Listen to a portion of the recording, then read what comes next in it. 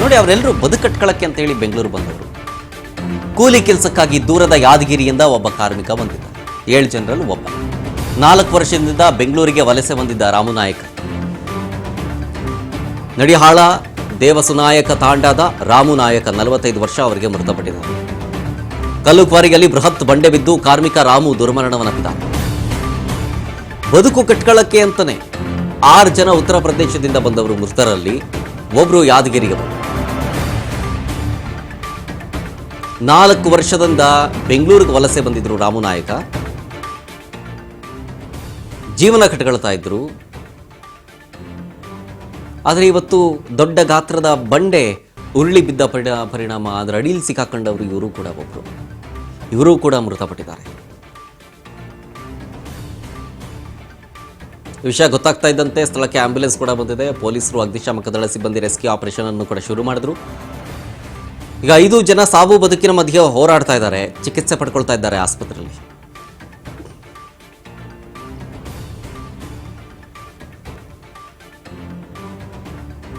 ಈಗ ಇದಕ್ಕೆ ಹೊಣೆ ಯಾರು ಅನ್ನುವಂಥ ಪ್ರಶ್ನೆ ನಿಮ್ಮೆಲ್ಲರಿಗೂ ಕೂಡ ಉದ್ಭವಿಸುತ್ತೆ. ಒಂದು ಕಲ್ಲು ಕ್ವಾರಿ, ಒಂದು ಸೇಫ್ಟಿ ಪ್ರಿಕಾಷನ್ಸ್ ಇಲ್ಲ, ಬಂಡೆ ಹಿಂಗೆ ಗುರುಳಿ ಬಿದ್ದು 7 ಜನ ಸಾವನ್ನಪ್ಪಿಟ್ರೆ ಇದಕ್ಕೆ ಹೊಣೆ ಯಾರು? ಪಾಪ ದೂರದಿಂದ ₹1 ದುಡಿಯೋದಕ್ಕಂತನೂ ಬರ್ತಾರೆ. ನೋಡಿ, ದೃಶ್ಯ 1, ಬಂಡೆ ಮೇಲೆ ಮತ್ತೆ ಕೆಳಗಡೆ ಕಾರ್ಮಿಕರು ಕೆಲಸ ಮಾಡ್ತಾ ಇರೋದು. ಆ ದೃಶ್ಯ ಇದು. ಇದೇ ಸ್ಥಳ, ಇದೇ ಕ್ವಾರಿ. ದೃಶ್ಯ ನಂಬರ್ 2, ಹಿಟಾಚಿಯೊಂದಿಗೆ ಒಂದು ಟೀಮ್ ಕೆಲಸ ಮಾಡ್ತಾ ಇತ್ತಲ್ಲಿ.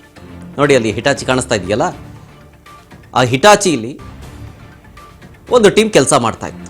ದೃಶ್ಯ 3, ಬಂಡೆ ಕೆಳಗಡೆ ಮತ್ತೊಂದು ತಂಡ ಕೆಲಸ ಮಾಡ್ತಾ ಇತ್ತು. ಮೇಲ್ಗಡೆ ಒಂದು ತಂಡ, ಕೆಳಗಡೆ ಒಂದು ತಂಡ ಕೆಲಸ ಮಾಡ್ತಾ ಇತ್ತು. ಬಂಡೆ ಹೊಡೆದಿದ್ದ ಹಿಟಾಚಿಯಲ್ಲಿದ್ದಂತಹ ಟೀಮ್, ಹಿಟಾಚಿಯಲ್ಲಿದ್ದಂತಹ ಟೀಮು ಬಂಡೆಯನ್ನು ಹೊಡೆಯುತ್ತೆ ಮೊದಲನೇದಾಗಿ. ಆ ಕಾರ್ಯಾಚರಣೆಯ ಸಂದರ್ಭದಲ್ಲಿ ದಿಢೀರಂತ ದೊಡ್ಡ ಗಾತ್ರದ ಬಂಡೆ ಉರುಳಿ ಬಿದ್ದು ಬಿಡುತ್ತೆ ಕೆಳಗಡೆಗೆ. ಕೆಳಗಡೆ ಬೇರೆ ಒಂದು ಟೀಮ್ ಕೆಲಸ ಮಾಡ್ತಾ ಇತ್ತು, ನಾನು ಹೇಳಿದೆ. ಮೇಲ್ಗಡೆ ಕೆಲಸ ಗೊತ್ತಿಲ್ಲದೆ ಕೆಳಗಡೆ ಇದ್ದ ಕಾರ್ಮಿಕರು, ಅಂದರೆ ಮೇಲ್ಗಡೆ ಹಿಂಗೆ ಬಂಡೆ ಹೊಡಿತಾ ಇದ್ದಾರೆ ಅಂತ ಗೊತ್ತಿಲ್ಲದೇನೆ ಕೆಳಗಡೆ ಇದ್ರ. ಹಾಗಾದ್ರೆ ಕಮ್ಯುನಿಕೇಶನ್ ಗ್ಯಾಪ್ ನೋಡ್ಕೊಳ್ಳೋರು ಯಾರು? ದಿಢೀರಂತ ಕಾರ್ಮಿಕರ ಮೇಲೆ ಆ ದೊಡ್ಡ ಗಾತ್ರದ ಬಂಡೆ ಬಿದ್ದು ಬಿಡುತ್ತೆ. ಮೇಲ್ಗಡೆ ಒಂದು ಟೀಮ್ ಕೆಲಸ ಮಾಡ್ತಾ ಇದೆ ಅಂತಂದ್ರೆ ಅದ್ರ ಬಗ್ಗೆ ಇನ್ಸ್ಟ್ರಕ್ಷನ್ ಕೊಡಬೇಕಾಗಿರೋ ಯಾರು? ಮೇಲ್ಗಡೆ ಕಾರ್ಯಾಚರಣೆ ನಡೀತಾ ಇದೆ, ಕೆಳಗಡೆ ಒಂದು ಟೀಮ್ ಕೆಲಸ ಮಾಡ್ತಾ ಇದೆ.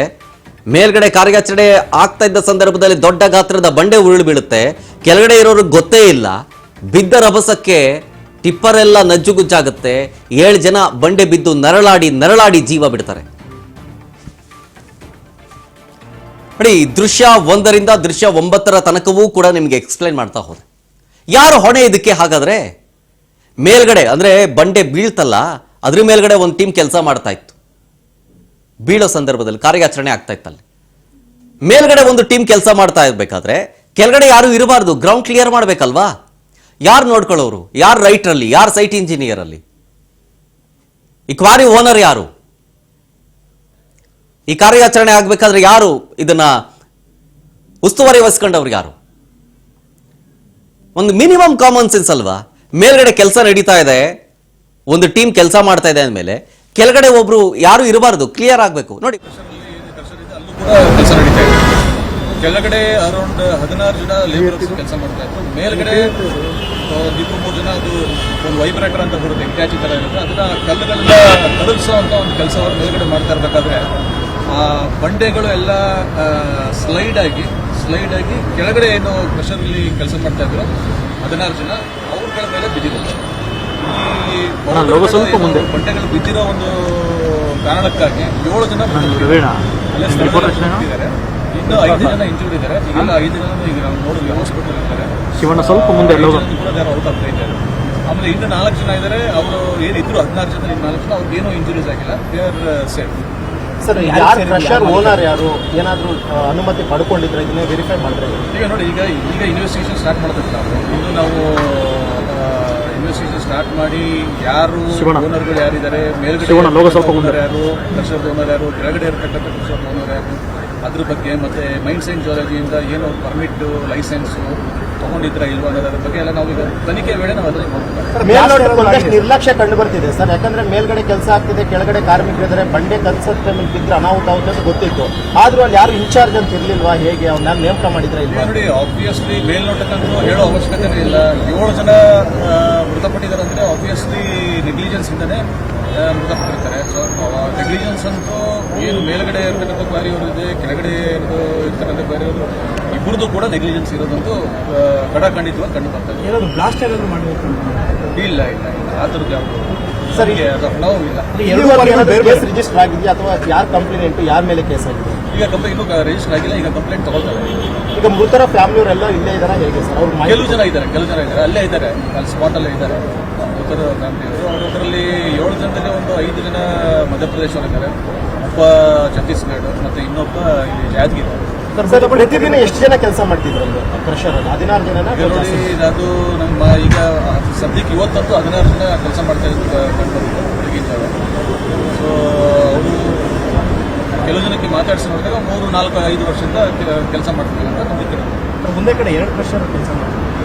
ಕೆಳಗಡೆ ಗಾಯಗೊಂಡಿರೋದ್ರಿಂದ ಗೊತ್ತಾಗಿರುವಂಥ ಕ್ರಷರ್ನವರು ಬೇರೆ, ಆ ಬಂಡೆ ಬೇರೆಯವ್ರಿಗೆ ಒಂದೇ ಕ್ರಷರ್. ಸರ್, ಈಗ ಎಸ್ ಟಿ ಸೋಮಶೇಖರ್ ಅವರು ಮಾತನಾಡಿದಾಗ ಒಂದು ಮಾತು ಹೇಳಿದ್ರು ಸರ್, ತುಂಬಾ ಅನಧಿಕೃತವಾಗಿ ಕ್ರಷರ್ಗಳ ರನ್ ಆಗ್ತಾ ಇದ್ದಾವೆ, ಜೊತೆಗೆ ಒಂದಷ್ಟು ಮಾಮೂಲಿ ತಗೊಂಡ್ಬಿಟ್ಟು ಅನಧಿಕೃತ ಮಾಡಕ್ಕೆ ಹಿಡಿದಿದ್ದಾರೆ ಅಂತ ಹೇಳಿದ್ರು. ನೀವು ಎಲ್ಲದ್ರ ಬಗ್ಗೆ ಮಾಹಿತಿ ಪಡ್ಕೊಂಡಿದ್ರೆ ಇಲ್ಲಿವರೆಗೂ ಎಷ್ಟು ಕ್ರಷರ್ ಇದಾವೆ, ಅನಧಿಕೃತ ಎಷ್ಟು, ಅಧಿಕೃತ ಎಷ್ಟು? ನೋಡಿ, ಇದು ಬೇಸಿಕಲಿ ಪರ್ಮಿಟ್ ಇದೆಲ್ಲ ಕೊಡೋದು ರೈತರಿಗೆ. ಸೊ ಅವ್ರಿಗೆ ಸಂಬಂಧಪಟ್ಟಿದ್ದು ಈಗ ನಮ್ಮದು ಮೇನ್ ಪೊಲೀಸ್ ಇಲಾಖೆ ಕೊಟ್ಟಿದ್ದಾರೆ. ಯಾಕೆ ನಾವು ಮಾಡಬೇಕು? PM ಇವತ್ತೇ ಆಗುತ್ತೆ ಸರ್? ಇವತ್ತಾಗುತ್ತೆ ಎಲ್ಲರಿಗೂ ಹೌದು, ಇವತ್ತೇ.